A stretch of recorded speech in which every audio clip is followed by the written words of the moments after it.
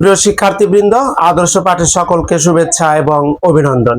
আশা করি তোমরা সকলেই ভালো আছো। প্রিয় শিক্ষার্থী, এখন আমি যে বিষয়টি নিয়ে আলোচনা করতে যাচ্ছি, বিষয়টি হচ্ছে এইচএসসি 2025 শিক্ষার্থীদের ইংরেজি দ্বিতীয় পত্রের প্রস্তুতিমূলক আলোচনা। আশা করি সকলে শেষ পর্যন্ত ভিডিওটি না টেনে ভালো করে বোঝার চেষ্টা করবে, তাহলে ইংরেজি দ্বিতীয় পত্রের যে বিষয়গুলো নিয়ে আলোচনা করব সেগুলো তুমি সুন্দরভাবে বুঝতে পারবে। প্রিয় শিক্ষার্থীবৃন্দ, আমরা সকলেই জানি ইংরেজি দ্বিতীয় পত্রের অংশ হচ্ছে দুইটি, একটি হচ্ছে গ্রামাটিক্যাল পার্ট এবং অন্যটি হচ্ছে কম্পোজিশন পার্ট। তো গ্রামাটিক্যাল পার্ট এটি 60 নম্বরের মধ্যে এবং কম্পোজিশন পার্ট হচ্ছে 40 নম্বরের মধ্যে।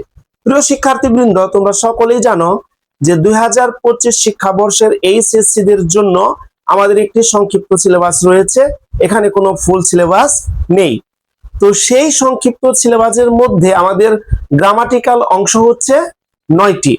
এই গ্রামাটিক্যাল অংশ যে 9টি রয়েছে, সেই 9টি কিভাবে লিখতে হবে, কিভাবে লিখলে তুমি ভালোভাবে নম্বর পাবে, যদি কোনোদিন গ্রামাটিক্যাল আইটেম নাও শিখে থাকো তাহলেও আজকের এই ভিডিওটি শেষ পর্যন্ত দেখলে অবশ্যই তুমি এই গ্রামাটিক্যাল আইটেম সম্পর্কে লিখতে পারবে। এজন্যই ভালো করে দেখার চেষ্টা করবে। প্রিয় শিক্ষার্থীবৃন্দ, আমাদের 1 নাম্বার গ্রামাটিক্যাল অংশের নাম হচ্ছে প্রিপোজিশন। এই প্রিপোজিশনের নম্বর হচ্ছে 5। আমরা অনেকেই সেই প্রিপোজিশন পারি না, কিন্তু প্রিপোজিশন এই বিষয়ে যে আমাদের শূন্যস্থান দেওয়া থাকে, সেই শূন্যস্থানে যে প্রিপোজিশন লিখতে হয়, এই প্রিপোজিশন বলতে কোন কোন শব্দকে বোঝায়, যদি এই শব্দগুলো যদি আমরা জানি এবং সেই শব্দগুলোই যদি শূন্যস্থানে বসাই, তাহলে যদি আমরা কেউ গ্রামাটিক্যাল অংশের এই প্রিপোজিশন নাও পারি, তাও সে অবশ্যই 2-3 নম্বর পাওয়ার আশা রাখতে পারে। আমি প্রিপোজিশন গুলো সম্পর্কে বলে দিব। 2 নম্বরের যেটা রয়েছে সেটি হচ্ছে ফ্রেজ। এর আগে আমি ফ্রেজ সম্পর্কে একটি ভিডিও তোমাদেরকে দিয়েছিলাম, আমরা ডেসক্রিপশন বক্সে আমরা এই ফ্রেজের ভিডিওটি দিয়ে দিব, লিংক দিয়ে দিব। সেখান থেকে তুমি যদি ফ্রেজ সম্পর্কে জেনে নাও, তুমি ফ্রেজে অবশ্যই 5-এ 5 পাবে, এটা 100% শিওর। 3 number completing sentence.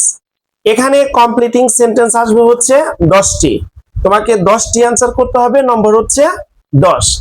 এখন কমপ্লিটিং সেন্টেন্সের জন্য কিছু নিয়ম রয়েছে এবং কিছু রয়েছে অর্থের সাথে মিল করে আমাদের লেখা। কিছু লেখা থাকবে আর ড্যাশ দেওয়া থাকবে, তো যতটুক লেখা থাকবে তার অর্থ কি সেই অর্থের সাথে মিল রেখে আমাদের ড্যাশে লিখতে হয়, এটি হচ্ছে কমপ্লিটিং সেন্টেন্স। 4 নম্বরে হচ্ছে right from of verb. Right from of verb থাকবে 14টি, শূন্যস্থান থাকবে 14টি, আমাদের 14টি দিতে হবে, নম্বর হচ্ছে 7। এই রাইট ফ্রম অফ ভার্বের কিছু নিয়ম রয়েছে, সেই নিয়মগুলো শিখলেই তুমি রাইট ফ্রম অফ ভার্ব লিখতে পারবে। তারপরে 5 নম্বরে রয়েছে নিয়ারেশন। সেই নিয়ারেশনের নম্বর হচ্ছে 7। তো এই যে নিয়ারেশন, সেখানে নম্বর 7। নিয়ারেশন এমন একটি বিষয়, সেন্টেন্স যদি তুমি না পারো, টেন্স যদি তুমি না পারো, তাহলে তুমি নিয়ারেশন করতে পারবে না। তারপরেও আমি সংক্ষিপ্ত নিয়মে নিয়ারেশন তোমাদেরকে দেখিয়ে দেব, সেইভাবেও যদি তুমি লেখো তাহলে অবশ্যই তুমি 3 থেকে 4 নম্বর পাওয়ার আশা রাখতে পারো। 6 নম্বরে হচ্ছে মডিফায়ার। মডিফায়ার কথাটির অর্থ হচ্ছে একটি শব্দ দ্বারা আরেকটি শব্দকে বিশেষিত করা। এখানে আমাদের শূন্যস্থান থাকবে 10টি, নম্বর হচ্ছে 5। এই মডিফায়ারও আমি তোমাদেরকে দেখিয়ে দিব সংক্ষিপ্ত নিয়মে, সেইভাবে তুমি যদি মডিফায়ার করো তাহলে তুমি এখানে কিছু নাম্বার পাবে। তারপরে হচ্ছে সেন্টেন্স কানেক্টর। এখানে শূন্যস্থান থাকবে 14টি, দিতে হবে 14টি, নম্বর হচ্ছে 7। তো সেন্টেন্স কানেক্টর করার সময় সেন্টেন্স কানেক্টরের জন্য কিছু শব্দ রয়েছে, সেই শব্দগুলো যদি তুমি মুখস্থ রাখো তাহলে ড্যাশের যে আগের সেন্টেন্স, সেই আগের সেন্টেন্সের উপর নির্ভর করে আমরা সেন্টেন্স কানেক্টর করতে পারি। 8 নম্বরে রয়েছে সিনোনিম এবং অ্যান্টোনিম। সিনোনিম মানে হচ্ছে সমার্থক শব্দ আর অ্যান্টোনিম কথাটির অর্থ হচ্ছে বিপরীত শব্দ। এটি হচ্ছে মুখস্থ বিদ্যা, অবশ্যই তোমাকে মুখস্থ করতে হবে। বিগত 3 থেকে 4 বছরের যদি সিনোনিম এবং অ্যান্টোনিম আমি যদি মুখস্থ করি তাহলে অবশ্যই এটি পরীক্ষায় আসার সম্ভাবনা রয়েছে এবং কমন পড়ার সম্ভাবনা রয়েছে। 9 নাম্বার আসবে পাঞ্চুয়েশন। সেই পাঞ্চুয়েশনের নম্বর হচ্ছে 7। আমরা জানি পাঞ্চুয়েশনের বাংলা হচ্ছে জ্যোতিচিহ্ন।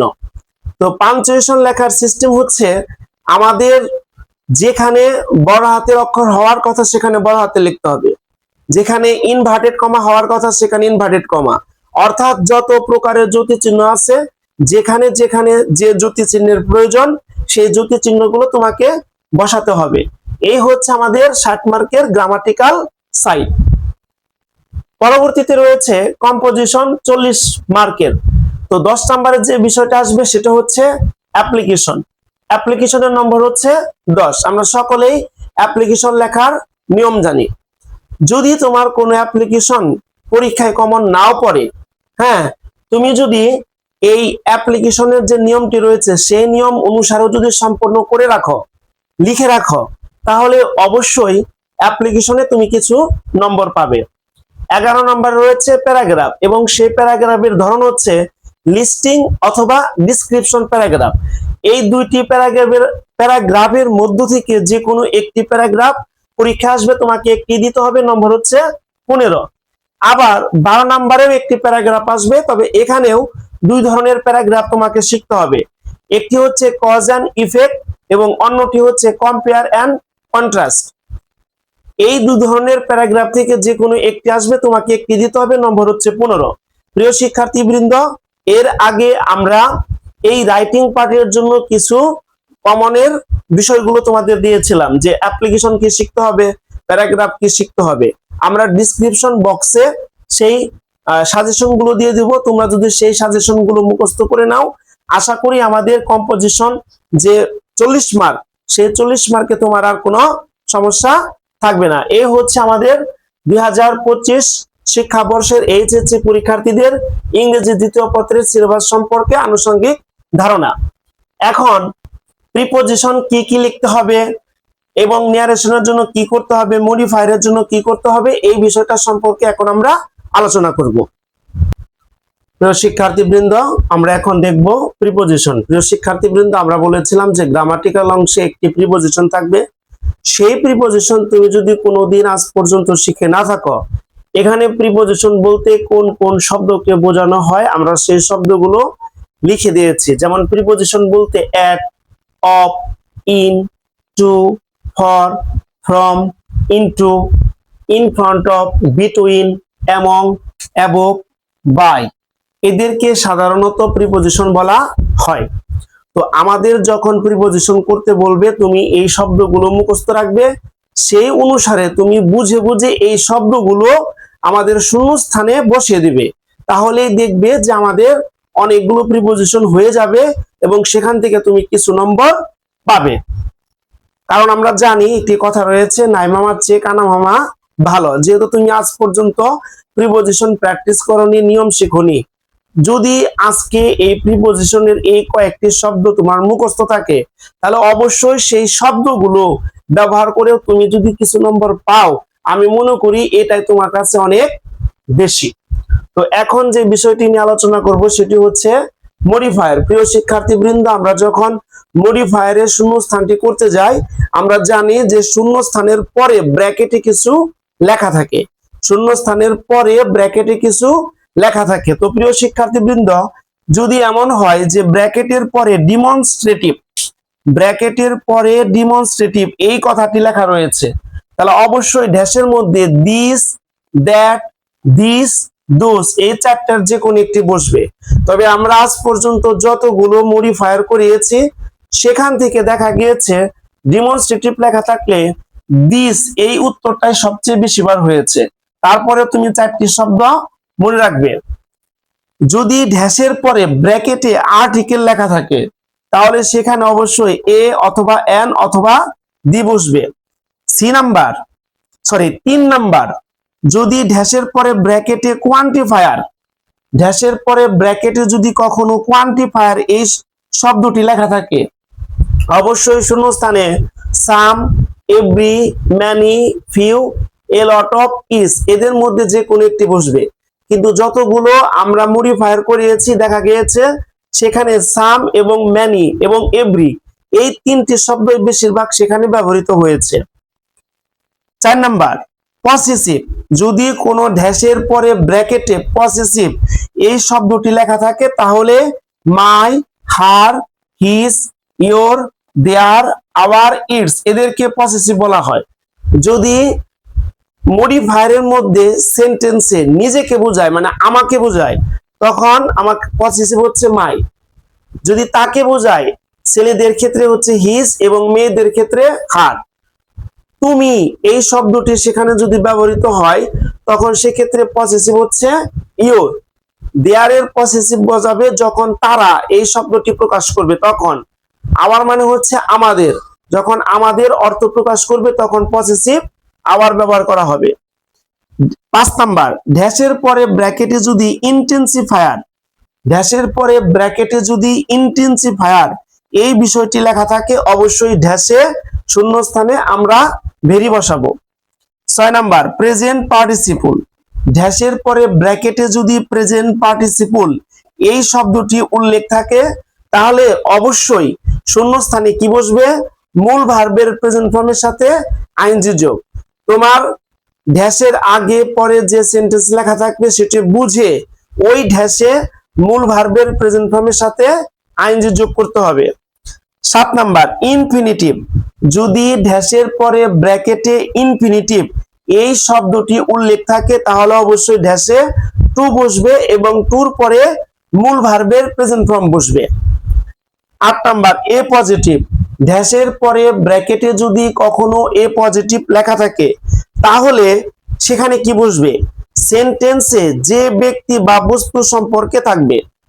যখন আমরা এ পজিটিভ এই কথাটি দেখব তখন ড্যাশের আগে অবশ্যই কোনো একটা ব্যক্তি কিংবা বস্তু সম্পর্কে লেখা থাকবে। সেই ব্যক্তি অথবা বস্তুর একটি তথ্য সেই ড্যাশে লিখতে হবে। 9 number past participle, past participle বলতে বোঝানো হয় ভার্বের 3 নাম্বার রূপ।